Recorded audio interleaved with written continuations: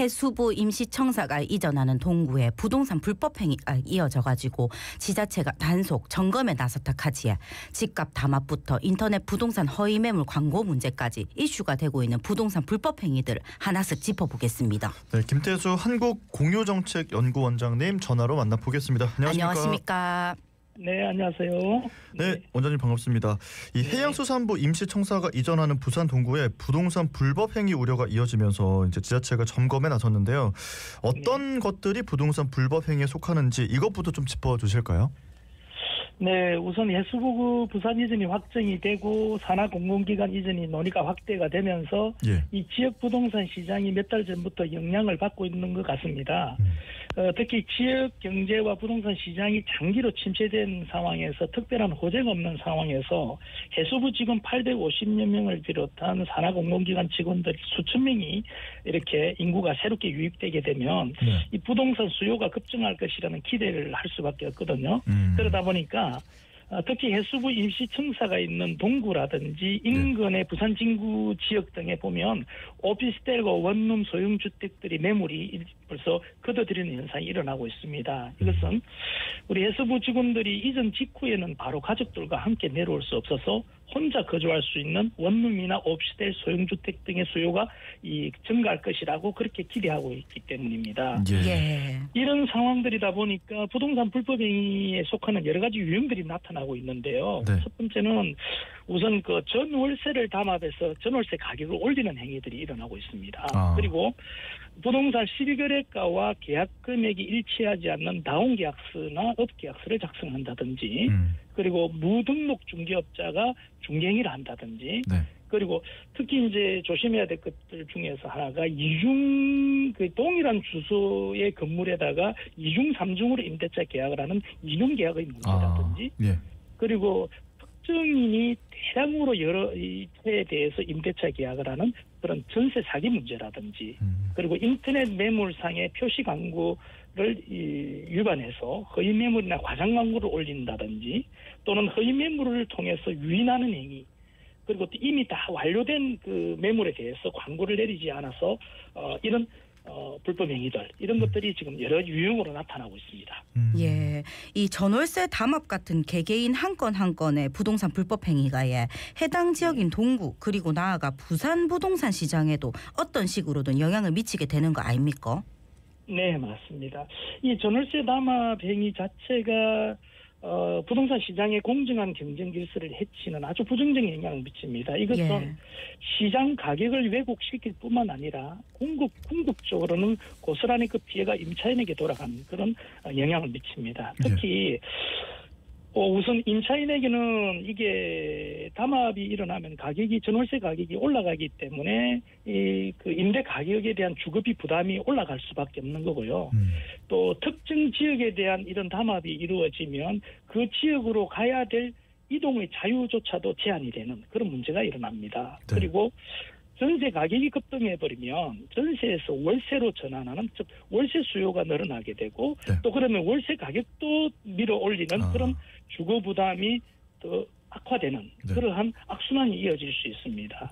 그리고 부동산 시장 전체에도 시장 왜곡이 되는 자연스럽게 수급에 의해서 시장 가격이 형성돼야 되는데 인위적인 가격 조작으로 인해서 시장 기능이 왜곡이 되고 또 부동산 시장에 대한 신뢰도도 하락이 되고 또 더 나아가서는 이러한 틈을 타서 투기 수요를 부추길 수 있기 때문에 장기적으로 주택 공급과 건전한 투자에도 실질적인 악영향을 미치는 그런 부분이 나타날 수 있습니다. 이게 지금 드러나서 그렇지 부동산 불법 행위가 동구만의 문제는 아닐 텐데요. 이런 문제를 근절하기 위해서 어떤 노력이 필요할지 사실 이게 단속만으로는 한계가 있을 것 같거든요. 네, 그렇습니다. 이런 단속도 필요하지만 사실은 제일 중요한 것이 정부와 관련 기관들이 신속한 협업 시스템을 만들어가지고 이러한 문제들을 신속하게 각 부처에서 협업 시스템을 더 강화시킬 필요가 있습니다. 그리고 AI 기반을 활용해가지고 요즘 첨단 기술들을 활용해서 이상 거래 징후라든지 불법 상황들이 나타나면 기술적으로도 얼마든지 포착해낼 수 있는 그런 기능들을 더 강화시킬 필요가 있습니다. 그리고 현재 흩어져 있는 이런 통합신고센터들을 일원화시켜서 일반 시민들이 쉽게 접근할 수 있도록 더 홍보를 강화해 줄 필요가 있을 것 같습니다. 예. 그리고 또 업계에서도 보다 더 이 전문성을 강화시키고 자정 노력이 필요할 것 같습니다. 업계에서도 정기적인 윤리 교육을 통해서 이러한 부동산 불법 행위가 일어나지 않도록 사전에 예방할 수 있는 그런 시스템을 더 강화시킬 필요도 있을 것 같습니다. 네. 또 시민 입장에서도요. 이런 이 전세 사기라든지 이런 그 예방 교육을 우리 사회가 상당히 많이 강화시켰듯이 이러한 불법 행위에 대한 일반 시민들에 대한 어떻게 대응할 것인지 어떠한 유형이 있는지에 대한 그런 적극적인 시민 교육도 필요할 것 같습니다. 예, 참 다방면에서 많은 노력을 해야겠다라는 생각이 드는데 예. 교수님 그리고 이 사례는 중개 불법 행위는 아니지만 엊그제 국토교통부가 서울 지역 아파트 거래 8건에 집값 띄우기로 의심할 만한 유력한 정황이 있다고 보고 해당 사례들을 경찰에 수사 의뢰한다고 밝혔습니다.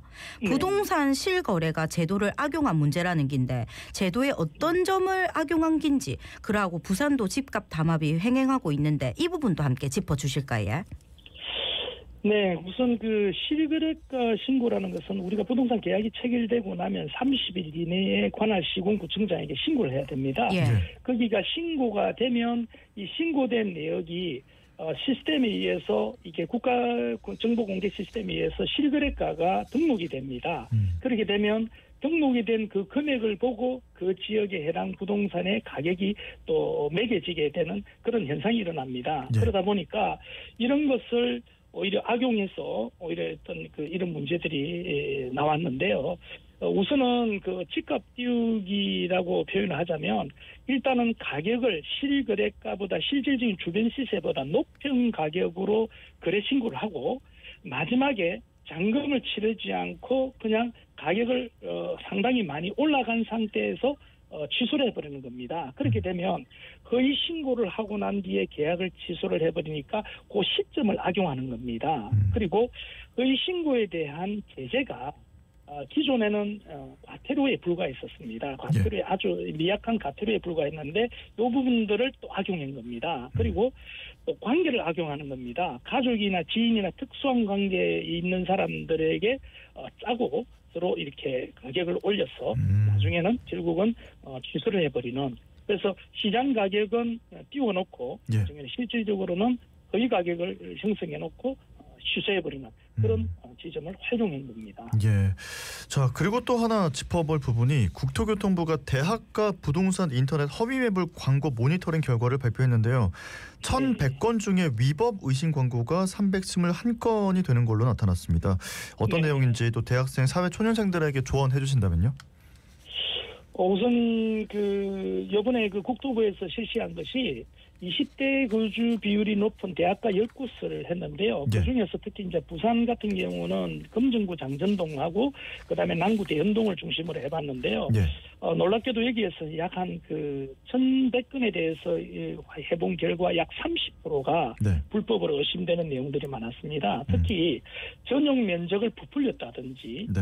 존재하지도 않은 옵션, 즉 가전제품들을 허위를 표시했다든지 그리고 그 부동산에 대한 융자금이 높은데도 불구하고 마치 건저당이 없는 것처럼 표시했다든지 나중에 이거 건저당이 높다는 말은 나중에 보증금을 찾을 수가 없는 문제도 생길 수 있습니다. 그리고 이미 계약이 체결된 것도 마치 물건이 있는 것처럼 허위 광고를 올리는 경우들.